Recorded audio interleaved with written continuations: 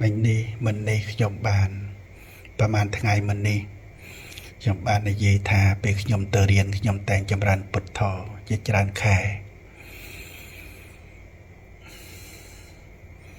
គឺខ្ញុំតែងតែចម្រើនយ៉ាងនេះពេលណាអត់លេងពេលខ្លះទៅលេងទៅផ្លាច់ទៅយើងជាភាពក្មេងតែពេលគេងតែងនឹកដល់ដកដង្ហើមចូលពុទ្ធចេញធម៌ដោយភាពញញឹមដោយគុណរបស់ព្រះពុទ្ធតម្លៃរបស់ពុទ្ធធម៌នេះប្រក្នុងយសោបលោកថាបានបុណ្យណាស់ប្រាស់ដែលខ្ញុំឃើញធំក្នុងវិហារនោះគឺអង្គក្នុងព្រះនាមថាពុទ្ធធម៌ឲ្យខ្ញុំភាវនាខ្ញុំតែងតែភាវនារហូតថ្ងៃមួយរាត្រីមួយមិនពេលថ្ងៃពេលយប់ចិត្តគេងស្រាប់តែខ្ញុំភាវនាពុទ្ធធម៌មួយសន្ទុះស្រាប់តែឃើញរូបកាយរបស់ខ្ញុំស្លាប់គឺងាប់ឃើញខ្ញុំកំពុងតែមើលរូបរបស់ខ្ញុំងាប់ដោយសារតន្ទិញពុទ្ធធម៌ទៅស្រាប់តែឃើញកាមនិមិត្តឲ្យឃើញរូបងាប់រូបខ្ញុំចិត្តតែងាប់ឡើងងាប់ហើយចិត្តទៅហើមឡើងខៀវឡើងស្វាយហើយបែកខ្ទុះរងៃហូរចេញសាកសពនឹងខ្ញុំតន្ទិញពុទ្ធធម៌យ៉ាងណាក៏បន្លឺនឹងអត់បាត់ដែរនៅតែឃើញគួរឲ្យកពើមឃើញតែអញស្លាប់ហើយមិនក៏អញនៅតន្ទិញពុទ្ធធម៌បានហេតុអីអញស្លាប់ហើយហេតុអីខ្លួនអញនៅមើលខ្លួនអញស្លាប់តែនៅតែតន្ទិញពុទ្ធធម៌ជាប់ដោយភាពសប្បាយបន្លឺចេតនៅឃើញរូបរាងកាយនឹងរលួយទៅជា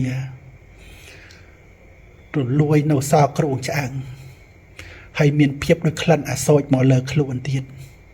ពេលនោះគិតថាកាយនេះគួរឲ្យកពើមណាស់ណោះពេលវាងាប់ទៅគួរឲ្យកពើមម្លេះ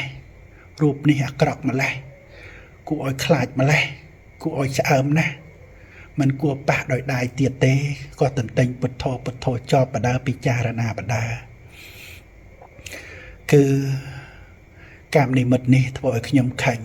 ញ់ហើយសង្វេយគ្រូព្រៀងកាយជាភ្ញាក់ពីគេងមក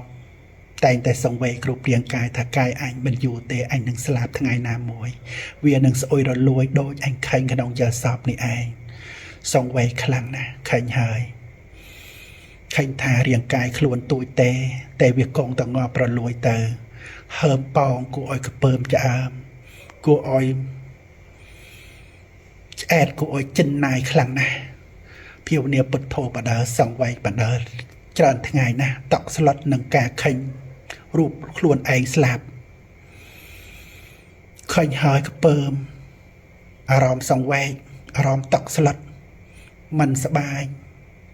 ទៅរៀនក៏មិនសប្បាយចិត្តប្រកឃើញតកាយអញគង់តងាប់មិនដឹងថ្ងៃណាអញនឹងងាប់ហើយអញនឹងរលួយដោយអញមើលឃើញយកមាញ់អញយកសពឃើញនឹង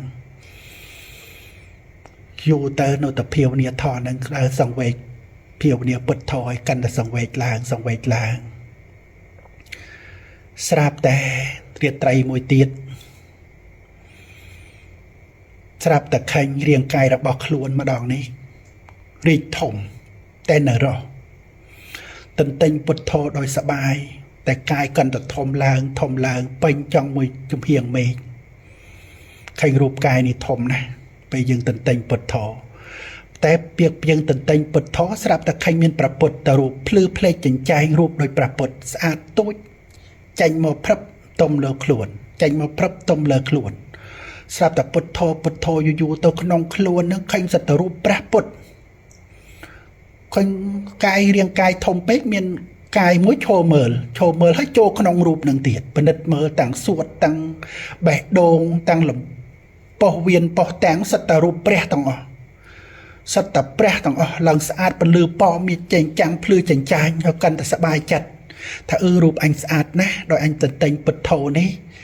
ថ្ងៃមិនអញឃើញគួរកពើមតែថ្ងៃនេះអញឃើញរូបអញស្អាតអញលែងចង់ងាប់ទៀតហើយក៏សប្បាយចិត្តឃើញហើយរំភើបព្រីគ្រាយដោយឃើញពន្លឺព្រះសត្វតែដុំទូចសត្វតែជាព្រះពុទ្ធទាំងអស់រូបផែប៉ាន់មេឃតែព្រះពុទ្ធផែរាប់លានអង្គរាប់កោតអង្គនៅក្នុងរូបរាងកាយខ្ញុំហ្នឹងភ្ញាក់ពីគេងសបាយខំភាវនាធម៌ទៀតលែងសង្វេគលែងតក់ស្លុតនឹងរូបដែលប៉ោងឡើងហើមឡើងនឹងហើយ គិតថាពុទ្ធោនេះផែជាបានចូលជ្រាបដល់រាងកាយខ្ញុំហើយបានជាខ្ញុំយកសពខាញ់ពុទ្ធោរហូតពុទ្ធោគឺចេញជាព្រះពុទ្ធោគឺចេញជាព្រះសោះគួរឲ្យសប្បាយណាស់តន្តែងពុទ្ធោជាប់ជាច្រើនខែទៀតចិត្តផាយុផែជា77ឆ្នាំចូល8ឆ្នាំតាមខ្ញុំចាំពីអាយុពេលនោះរាត្រីមួយនោះខ្ញុំតន្តែងពុទ្ធោឡើងយូរស្រាប់តែកេងលុកទៅបតីមេឃទាំងមូលស្រាប់តែភ្លឺខ្លាំងក្នុងយានសពនេះបតីមេឃភ្លឺណាស់ភ្លឺជាងព្រះអាទិត្យរដងដោយព្រះអាទិត្យរះ1000គឺភ្លឺខ្លាំងណាស់ភ្លឺសភ្លើងភ្លែកទាំងអស់ភ្លឺលុបមេឃបាតតែម្ដងឃើញតែពន្លឺលែងឃើញមេឃពណ៌ខៀវគឺឃើញសិតតែពន្លឺពណ៌សលេមាសស្អាតនោះស្អាតក៏សម្លឹងមើលថាមេឃក៏ស្អាតម្ល៉េះពេលនោះ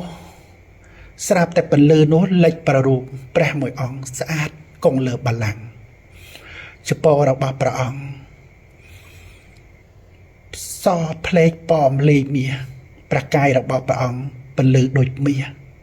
តែវ័យរបស់ព្រះអង្គនោះផែជាអាយុ12ឆ្នាំនៃមនុស្សទេមិនធំជាងខ្ញុំប្រមាណទេហើយស្អាតណាស់ភ្លឺភ្លេកចិញ្ចាញស្អាតណាស់ហើយឃើញទេវតាផុសរូបព្រាតមានទេមនុស្សពេញក្នុងសត្វតែទេវតាភ្លឺភ្លេកចិញ្ចែងអនថ្វាយបង្គំព្រះអង្គលើបល្ល័ង្កនឹងថ្វាយបង្គំសាអង្គខ្លះមានពុកមាត់វែងភ្លឺភ្លេកចិញ្ចែងអង្គខ្លះមានប្រកាយពណ៌ខៀវថ្វាយបង្គំអង្គខ្លះមានបកត់ថាបកត់ស្អាតណាស់ជាងគំនូក្នុងโลกនេះគូរូបព្រះអត់បានទេស្អាតណាស់ស្អាតថារកគូអត់ចាញ់ស្អាតខ្លាំងណាស់ទេវតាទាំងនោះក៏ស្អាតខ្លាំងណាស់គ្រប់ថ្វាយបង្គំព្រះមួយអង្គទូចដែលលើបល្ល័ង្កនោះស្រាប់តែលោកចោះពីបល្ល័ង្កពីលើអាកាសដើរតម្រង់មករកខ្ញុំពេលដើរលើអាកាសសត្វបកាឈូកត្រលោករហូតមកដល់ចិត្តខ្ញុំលោកថាលោកញញឹមហើយលោកថាលោកយើងមិនមែនតែការនោះលោកនិយាយថាទូបង្គំលោកនិយាយថាទូបង្គំគឺសណ្ណង្គមារាព្រមព្រះគ្រូយ៉ាងម៉េចហើយ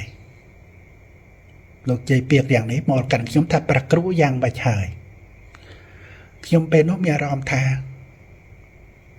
ឆ្លើយទៅព្រះអង្គថាខ្ញុំមិនអីទេសប្បាយទេ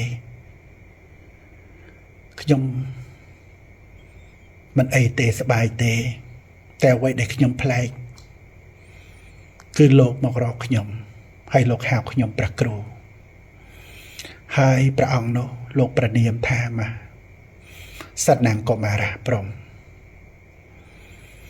ក៏ភ្ញាក់ពីគេងទៅក៏សពនោះដៃភ្ញាក់ពីគេងទៅពេលភ្ញាក់ពីគេងឡើងអារម្មណ៍ក៏សប្បាយរីករាយពេលយកសពឃើញព្រះស្អាតយ៉ាងនេះតែឆ្ងល់ពាក្យថាព្រះគ្រូកាលនោះខ្ញុំមិនយល់ទេមិនយល់ពាក្យថាព្រះគ្រូនោះជាអីទេអត់យល់សោះប្រនយើងនៅក្មេងព្រះគ្រូសុកយ៉ាងម៉េចហើយពាក្យថាព្រះគ្រូយ៉ាងម៉េចហើយអត់យល់ដឹងថាមានន័យថាម៉េចជើងក្មេងអត់យល់ពាក្យនឹងបាន